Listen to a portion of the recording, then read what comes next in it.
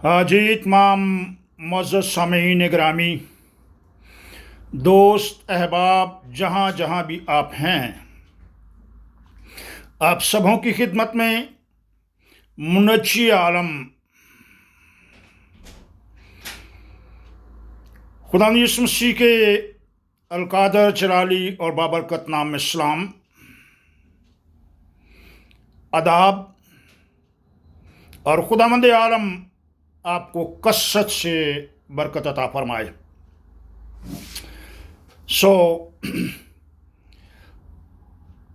गुज़श्ता कुछ दिनों में जनाब एक मुस्लिम स्कॉलर साहब जो हैं,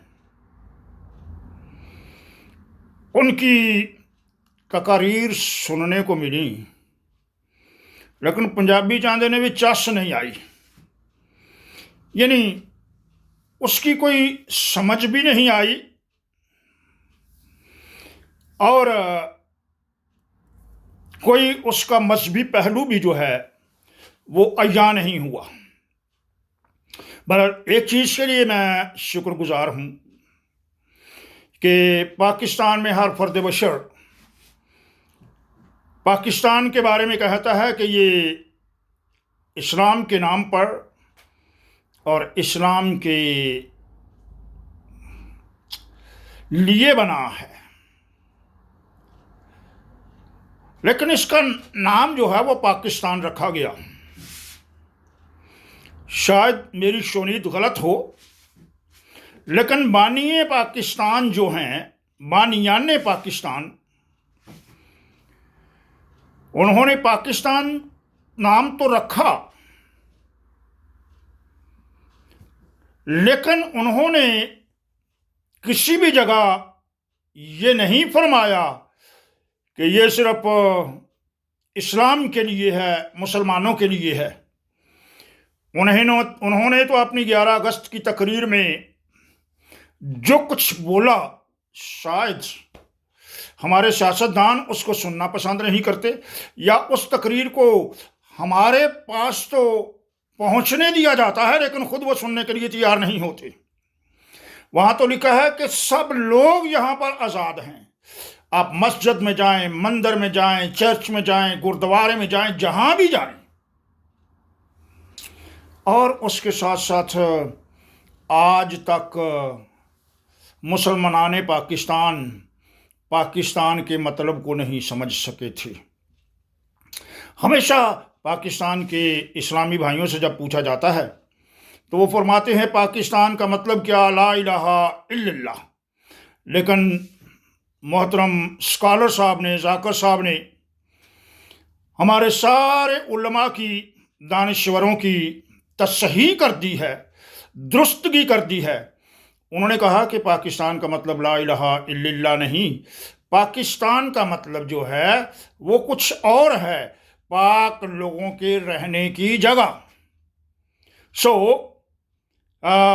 ये गालबन फारसी से मुश्तक है और पाक का मतलब है मुकद्दस,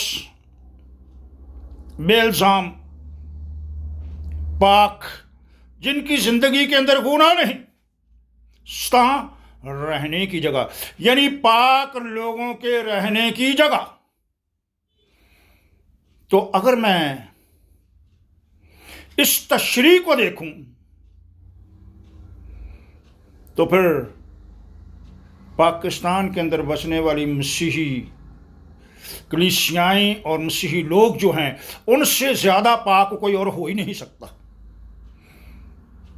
इसलिए कि वो दुख सहते हैं फिर भी गाली नहीं देते, वो मार खाते हैं और फिर भी वो जुल्म नहीं करते, वो जुल्म सहते हैं। तो इससे ज़्यादा पाक और लोग कौन हो सकते हैं? क्या वो लोग पाक हैं जो दिन दहाड़े चर्चेस को चलाते हैं, मंदिरों को जलाते हैं, गुरुद्वारों की बेहुरमती करते हैं, ख़वातीन की बेहुरमती करते हैं? तो क्या आप उन लोगों को मुकद्दस कहेंगे? शुक्रगुजार हैं जाकर साहब के कि उन्होंने उनकी सिम्मत को दुरुस्त करने की कोशिश की है जो मुमकिन नज़र नहीं आती। और दूसरी बात, उन्होंने कहा कि पाकिस्तान में रहकर जन्नत में जाने के ज़्यादा चांसेस हैं। अमेरिका में जन्नत में जाने के चांसेस नहीं हैं, लेकिन पाकिस्तान में रहते हुए जन्नत में जाने के ज़्यादा चांसेस हैं। आफरीन है स्कॉलर साहब आपकी हिकमत और दानिश पर। पाकिस्तान का हर एक बंदा पागल हो रहा है कि वो यूरोप चला जाए, वो इंग्लैंड चला जाए, वो कनाडा चला जाए, वो अमेरिका चला जाए। तो आपने उन सब लोगों के लिए जन्नत के दरवाजे तो बंद कर दिए, लेकिन पाकिस्तान वालों के लिए आपने जन्नत के दरवाज़ों को खोल दिया। तो मोहतरम ये भी फरमा देते कि अमेरिका और दीगर ममालिक के अंदर रहने वाले तमाम मुसलमान जो हैं उनको फिलफौर कोई लम्हा ज़ाया किए बगैर अमेरिका, इंग्लैंड और दीगर ममालिक को छोड़कर वापस अपने मुल्क में आना चाहिए, क्योंकि ये ज़िंदगी तो चंद सालों की है। को 70 साल, 80 साल, 90 साल जिएगा, उसके बाद ख़त्म हो जाएगी, लेकिन जन्नत की ज़िंदगी तो हमेशा रहने वाली है। तो फिर आप क्यों नहीं खुले दिल से और बड़े जुर्रतमंदाना अंदाज से ये कह देते कि पाकिस्तान से हिजरत करने वाले जो हैं वो वापस मुल्क में आएं, ताकि इस मुल्क में से आसानी से वो जन्नत के अंदर दाखिल हो सकें। क्योंकि यहाँ पर तो पहले ही से जो खुदकश धमाके हो रहे हैं, उनके पास खुदकश धमाका करने से पहले उनके पास जन्नत अल फरदौस का टिकट भी होता है, उनके पास 70 हूरों की ज़मानत भी होती है, उनके पास आसमान पर जाकर और सारी चीज़ों से लुत्फ़अंदोज़ होने की ज़मानत होती है, सर्टिफिकेट होता है। इसलिए वो अपने आप को कुर्बान कर देते हैं। आज तक मुल्क के अंदर खुदकश धमाके करने वालों ने लाखों गैर मुस्लिम लोगों को और मुस्लिम लोगों को आपने खुदकश धमाकों के सबब से उड़ा दिया। अब धमाके से उड़ने वाले भी मुस्लिम और धमाके से उड़ाने वाला भी मुस्लिम, लेकिन जो धमाके से लोगों को उड़ाता है उसके पास तो जन्नत अल फरदौस का टिकट है। उलमाए कराम ने, जो भी उनके उलमाए कराम हैं, सब उलमाए कराम की बात नहीं कर रहा, जो उलमाए कराम उनकी ब्रेन वॉश करते हैं कि वो खुदकश धमाका करें तो वो जन्नत में जाएंगे, मैं उन उलमाए कराम की बात करता हूँ।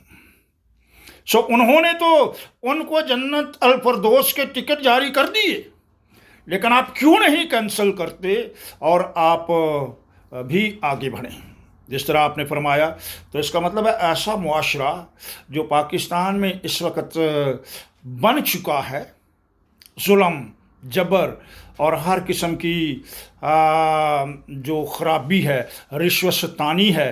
कुरान पाक में तो लिखा है, मैं अरबी में नहीं पढ़ूँगा, मैं उर्दू में इसका तर्जमा पेश कर दूँगा। रिश्वत लेने वाला और देने वाला दोनों जहन्नमी हैं।